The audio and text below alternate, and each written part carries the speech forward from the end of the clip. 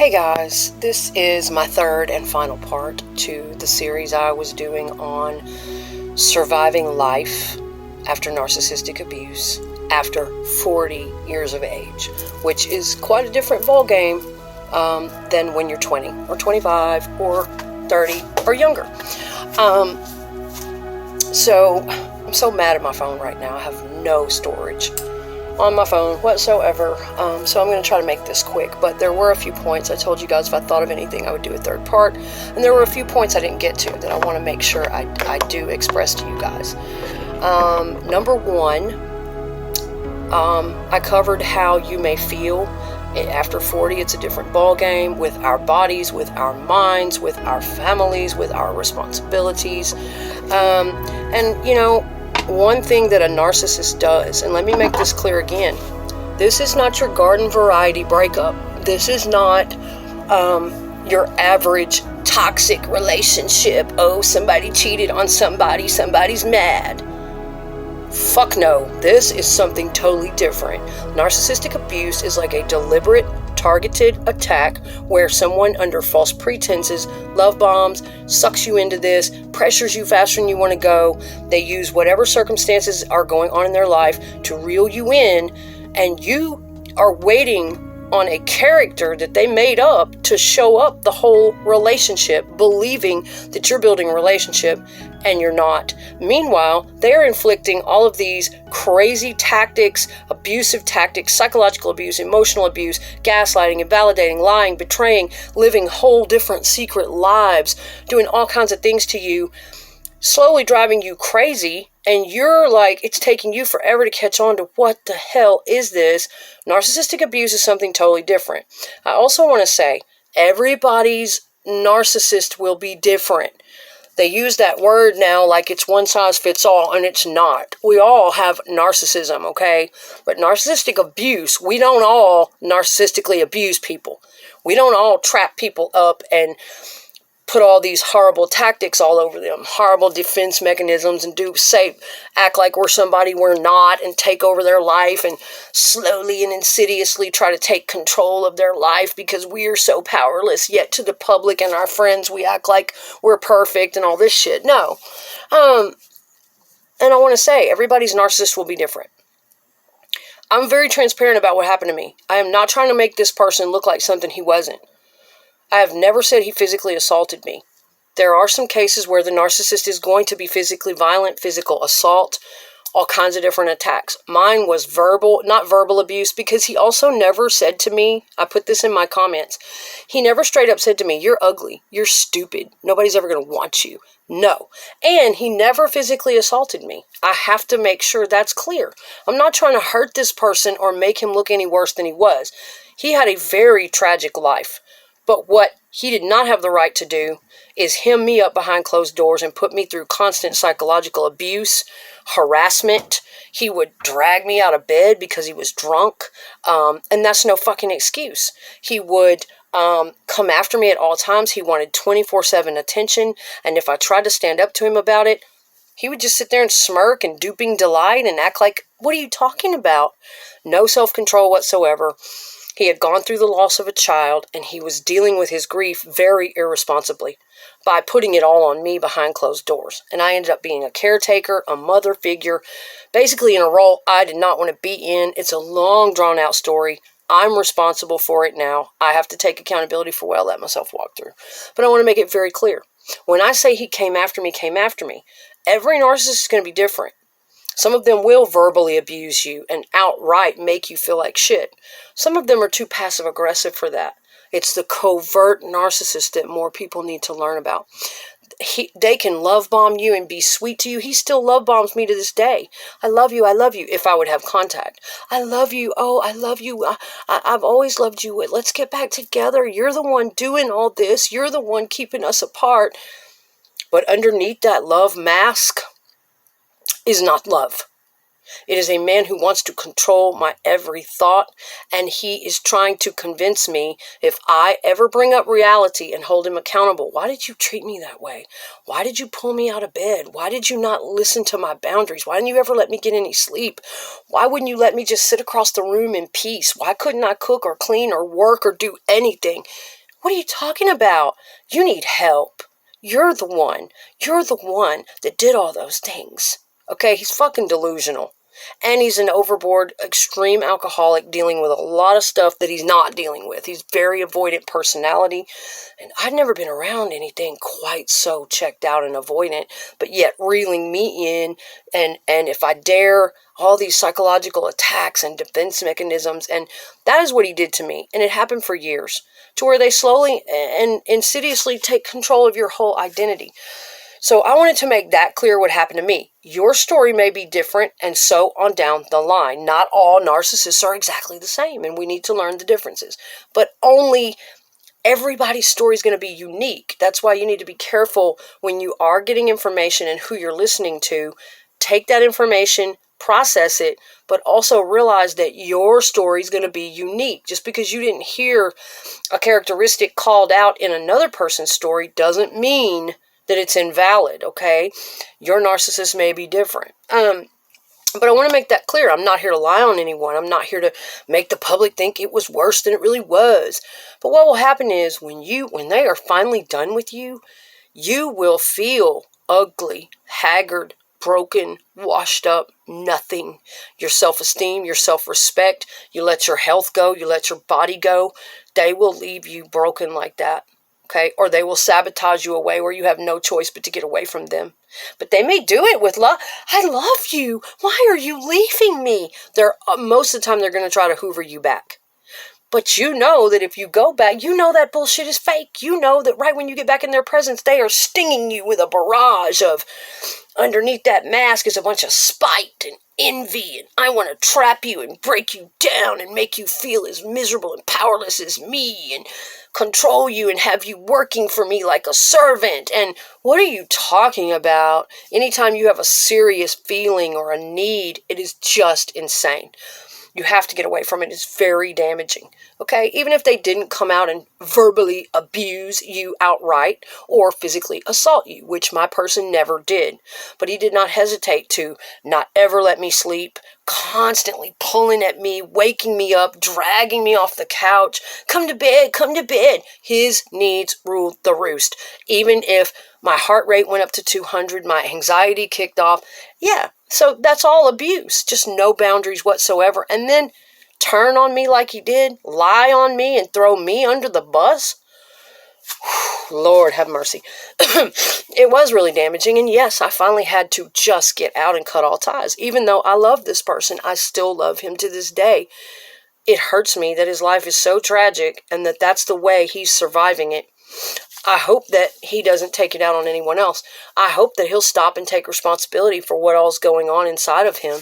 But that's what they do. So, but listen, you may also come out of your narcissistic situation financially destroyed.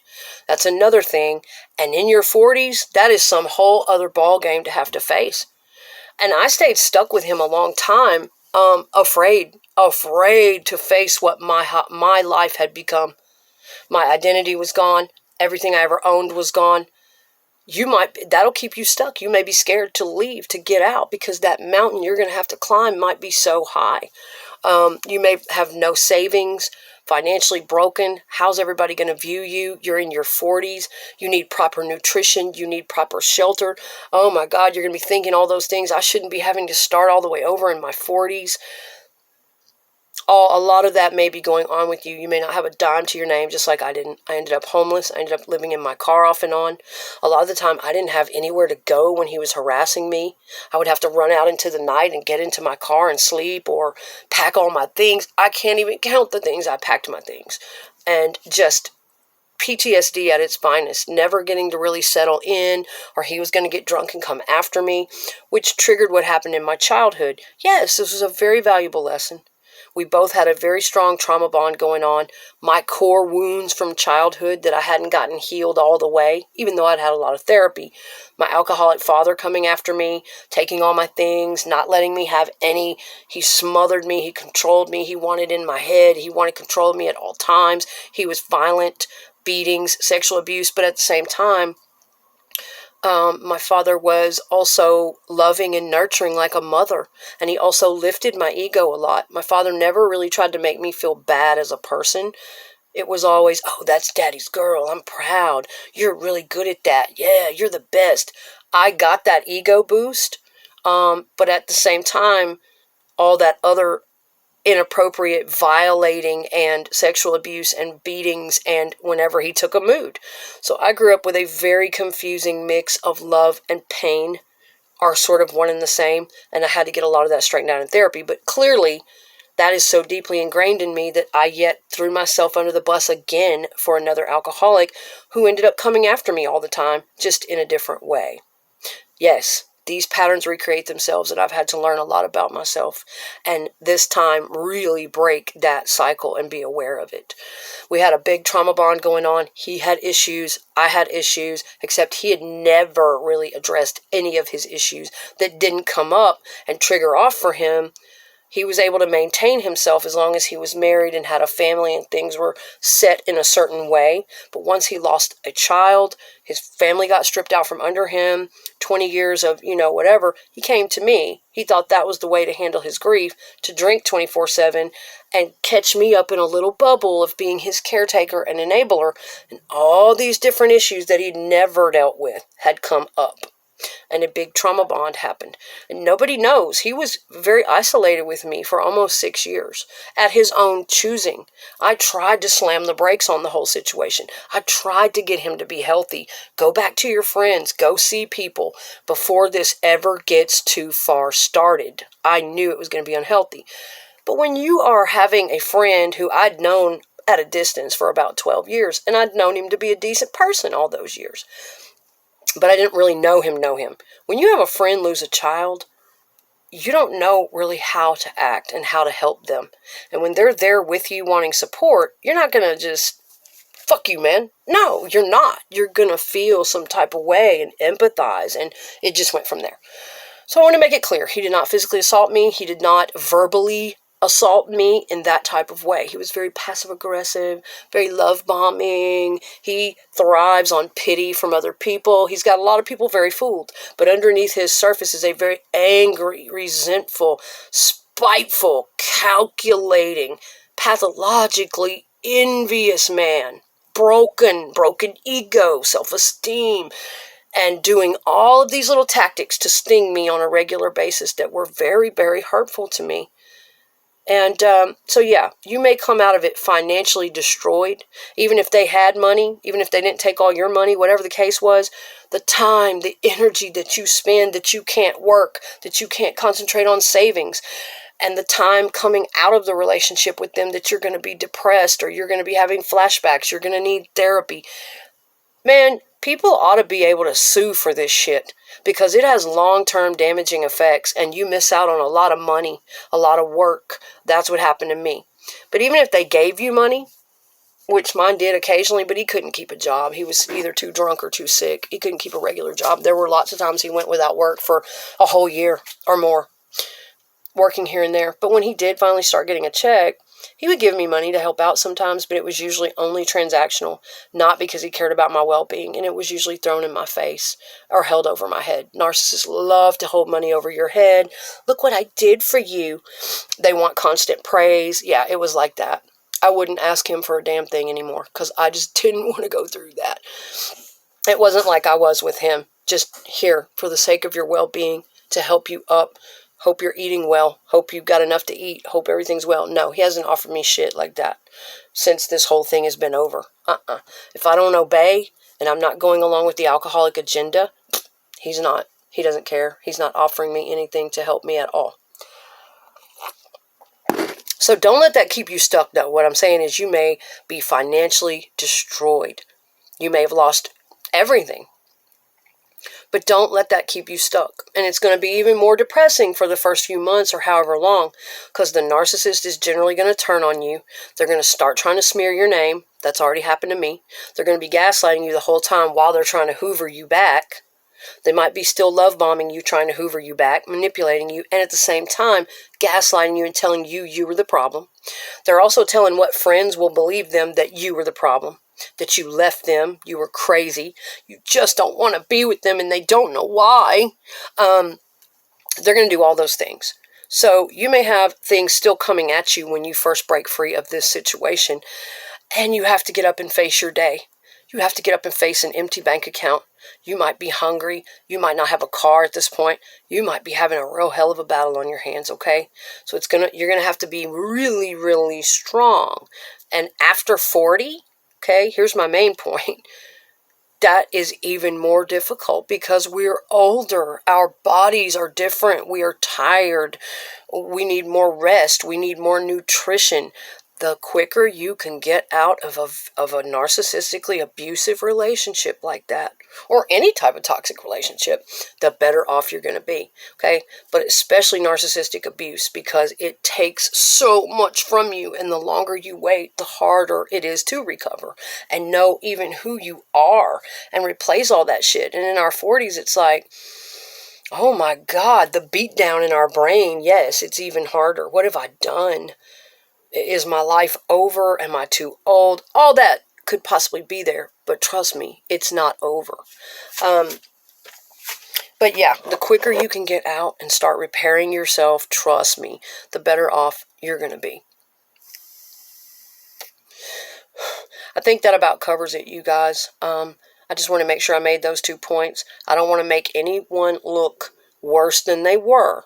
All narcissists, all abuse comes out differently. It's all valid.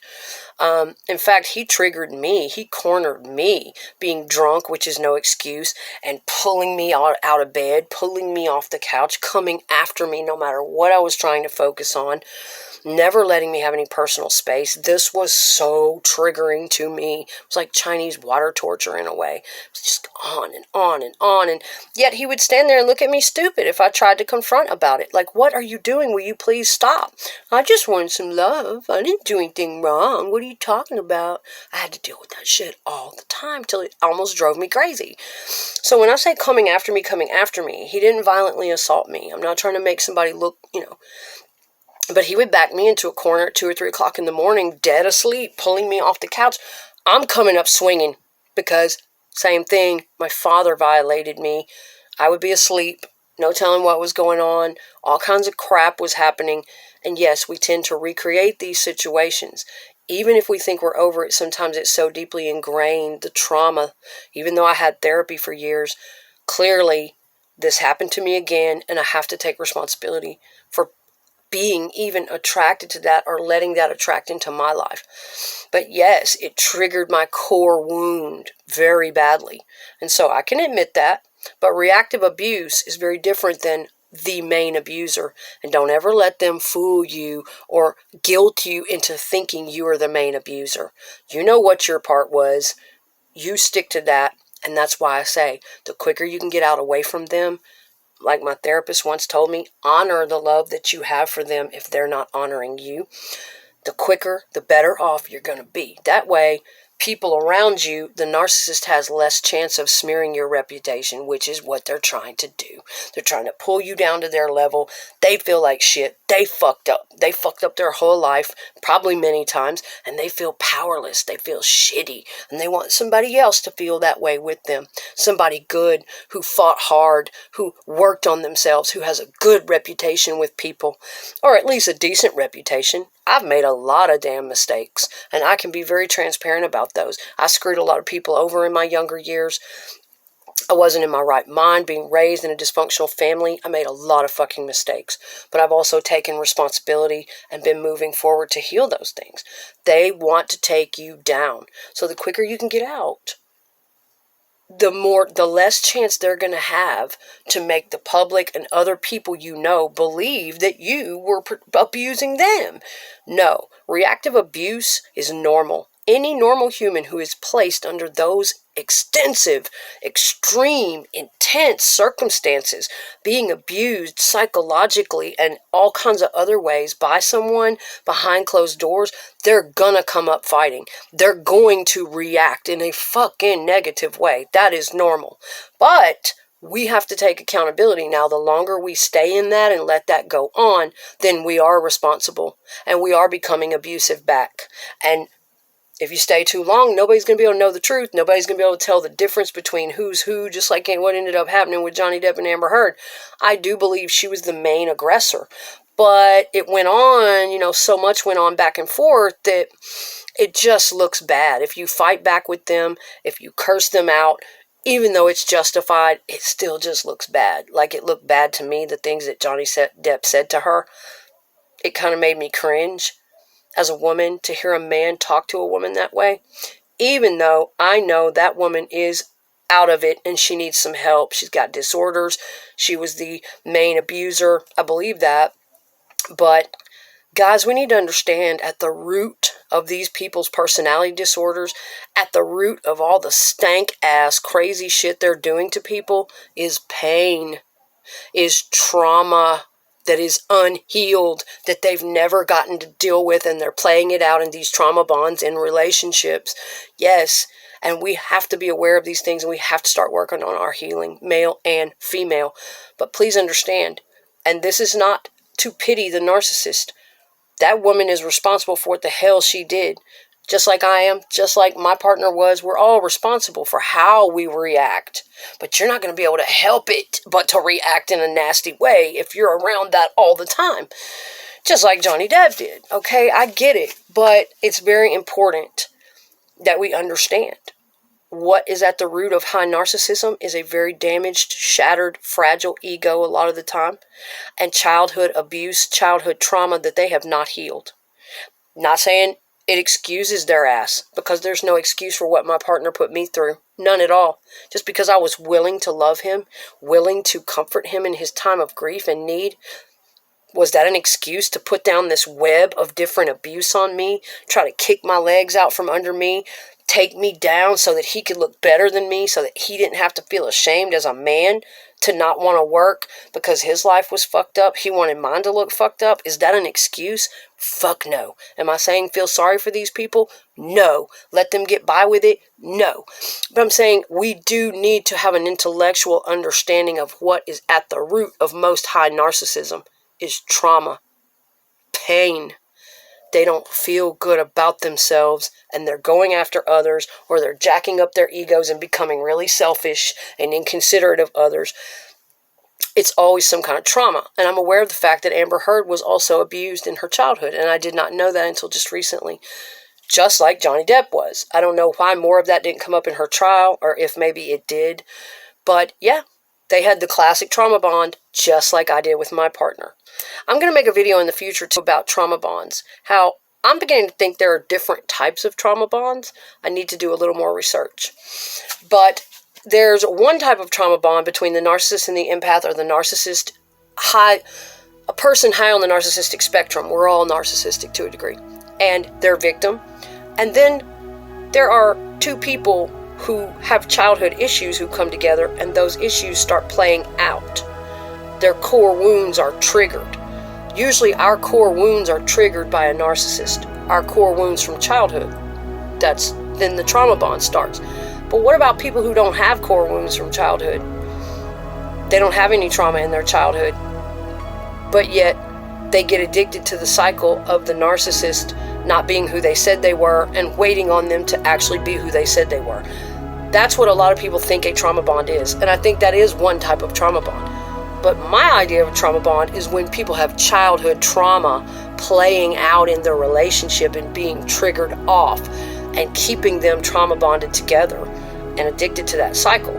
So I'm going to do more research into that, and I'm going to get a video out soon about different types of trauma bonds and understanding those things.